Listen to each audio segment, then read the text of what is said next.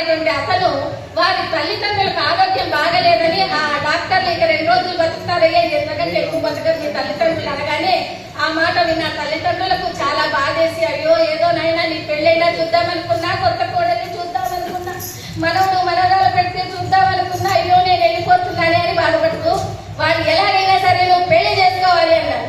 అప్పుడు వెంటనే ఆ ధనదగుప్త ఏం చేశారంటే పంతులందరికీ చుట్టూ చూశారు.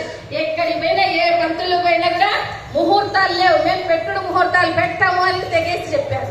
ఎందుకంటే ఈ కాలంలో పెట్టారులేదు పెట్టుడు ముహూర్తాలు, కానీ అప్పట్లో పెట్టుడు ముహూర్తాలు లేవు, మేము పెట్టమన్నారు. అప్పుడు ఇక వారి మామగారికి ఫోన్ చేశారు. ఫోన్ కాదు, ఈ కాలంలో అయితే ఫోన్లు ఉన్నాయండి, ఆ కాలంలో వర్తమానం పంపారు. మరి ఆయన వెళ్ళి ఓ మామగారు మేనమామ గారు నాకు మీ అమ్మాయిని ఇచ్చి వివాహం జరిపిస్తే ఇప్పుడు నేను వేరే అమ్మాయిని ఎక్కడ వెతుక్కోవాలి, మాకు అంత టైం లేదు, ఎందుకంటే తల్లిదండ్రులకు ఆరోగ్యం బాగాలేదు కనుక మీ అమ్మాయిని నాకు ఇచ్చి వివాహం జరిపిస్తే మా తల్లిదండ్రులు సంతోషిస్తారు అంటే ఆయన అప్పటికప్పుడు అంటే పెళ్లిలో జరిగేవి ముఖ్యంగా 2 పుణ్యక్షేత్రాలు ఉన్నాయమ్మా. ఒకటి నేను చెప్తాను, ఇంకోటి మీరు చెప్పాలి. ఒకటి తిరుమల. ఏ రోజైనా ఎప్పుడైనా తిథి వార నక్షత్రాలు లేకుండా వివాహాలు జరిగేది ఒకటి తిరుమల. ఇంకోటి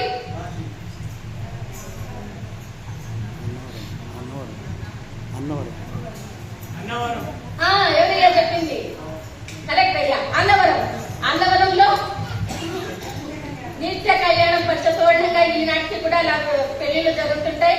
అక్కడికి వెళ్ళి వీర వెంకట సత్యనారాయణ స్వామి అనుగ్రహంతో వారు అక్కడ వివాహం చేసుకొని వాళ్ళు వస్తూ ఊరికి నగరేశ్వరి దేవాలయం ముందు వస్తూ ఆ భార్యమని కొత్త కోడలు అంటోందనమాట, నాథ మనము మన కులదైవమైన దేవాలయం ముందు వెళ్తున్నాం, ఒకసారి దేవాలయంలోకి వెళ్ళి దర్శించుకుందాం. వెళ్తే అక్కడ అందరూ వీరకంకణాలు ధరించుకునే చూసి వీళ్ళకు కూడా ఆశ పుట్టి మనం కూడా ధరించుకుందామా అనుకున్నారు. కానీ పైకి చెప్పలేదు, వాళ్ళ మనసులో అనుకున్నారు.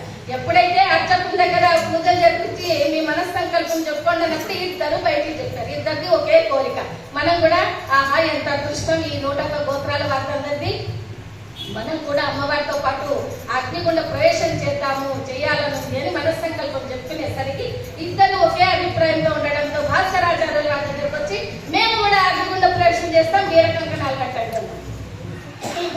అప్పటికే అమ్మవారు కొన్ని అర్హతలు అనర్హతలు తెలిపింది అగ్నిగుండ ప్రవేశం చేసేవారు. ఏమిటవి అంటే ఎంతమంది గోత్రీకులు ఉన్నప్పటికీ ఒక్కొక్క గోత్రానిలో ఒక్కొక్క జంటకు మాత్రమే అగ్నిగుండ ప్రవేశానికి అర్హత. ఇప్పుడు ఉదాహరణకి పెళ్లికుల గోత్రంలో ఒక 100 జంటలు ఉన్నాయనుకోండి, కానీ వాళ్లకు ఒక్కరికే ఆ జంట పెళ్లికుల గోత్రీకులకు ఒకే జంట, అలాగే ఒక్కొక్క గోత్రం వాళ్ళకి ఒక్క జంటకే అమ్మవారు అగ్నిగుండ ప్రవేశానికి అర్హత ఇచ్చింది. అంతేకాకుండా నూతనంగా వివాహం అయిన వారికి అగ్నిగుండ ప్రవేశానికి అర్హత లేదు, ఆరోగ్యం బాగలేని వారికి అగ్నిగుండ ప్రవేశానికి అర్హత లేదు, భార్య లేని భర్తలకు, భర్త లేని భార్యలకు, సంతానం లేని వాళ్ళకి, ఇటువంటి వారికందరికీ కూడా అగ్నిగుండ ప్రవేశానికి అర్హత లేదు. మరి ఇవన్నీ ఉన్నప్పుడు భాస్కరాచార్యులు వారు వీరికి ఎలాగా అనుమతిస్తారు? ఎందుకంటే ఇంకా నూతనంగా వివాహం చేసుకొని ఈ బుగ్గన బొట్టు పెట్టుకొని పసుపు బట్టలతో వచ్చినటువంటి వారికి ఏ విధంగా అగ్నిగుండ ప్రవేశానికి అర్హత ఇస్తారని, మీకు అగ్నిగుండ ప్రవేశానికి అర్హత లేదు అన్నారు భాస్కరాచార్యులు వారు. అప్పుడు వాళ్ళు లేదు మేము చేస్తేనే అగ్నిగుండ ప్రవేశం, లేకపోతే మాకు ఈ జీవితం వృథా, మీరు కనుక కాదంటే మేము ఇక్కడే ఆత్మాహుతైనా చేసుకుంటామే కానీ మేము ఇంటికి వెళ్ళము అని అన్నారు. అప్పుడు ఇంకా అమ్మవారు ప్రత్యక్షమై అక్కడ సరే ఎన్నో విషయాలు చెప్పింది, అవన్నీ చెప్పడానికి ఇప్పుడు మనకు సమయం లేదు. ఆ విధంగా అమ్మవారి వారికి సరే నేను మీకు అర్హతను ఇస్తున్నాను, అగ్నిగుండ ప్రవేశానికి అర్హత ఇస్తున్నాను అని.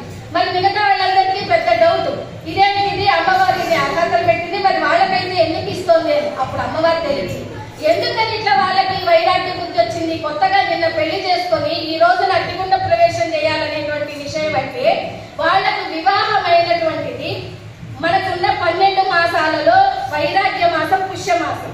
అందువల్ల అంతేకాకుండా 27 నక్షత్రాల్లో వైరాగ్య నక్షత్రం జ్యేష్ఠ నక్షత్రం, వైరాగ్య వారం శనివారం,